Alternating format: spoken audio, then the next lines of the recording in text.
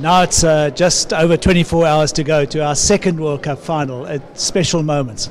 Yeah, I'm going to say, I mean, it's how do you prepare for it? And that's why we got some of the old 95 box here. They came and enjoyed the occasion, gave the jerseys out, said some really inspirational words.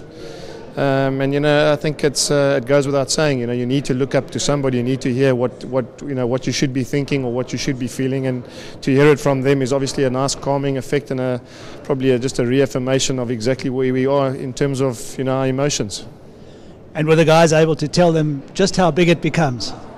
Well, I think Dan, it was sitting next to John in the photograph, and he said it's amazing how you start realizing when they speak just how massive it is, and what an impact it makes on not only their lives but on the lives of the whole of South Africa. And I think, as much as we want to downplay it, I mean, the reality is it's out there, and you've got to accept the fact that it's an unbelievable opportunity to have an impact on people's lives. The 22 guys that will end up between the white lines, how are they at the moment? Yeah, I would have said before the sort of jersey presentation they were, quite, focused, quite, settled, maybe a little bit relaxed, which is always a good thing.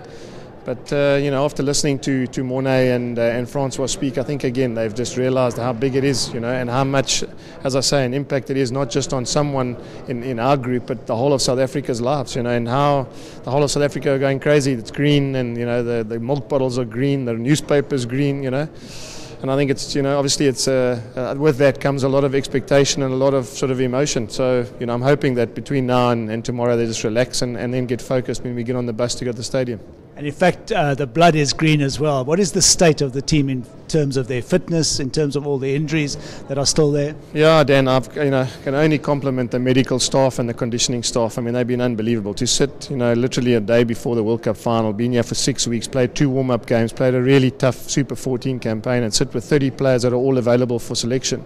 I mean, it's a great plus to the medical staff and the conditioning staff for what they've put in the last couple of years. So, yeah, I mean, everyone's fit and ready, can't wait. And I think, if they play the third and fourth playoff today, I think if I could, I think these players would like to kick off tonight.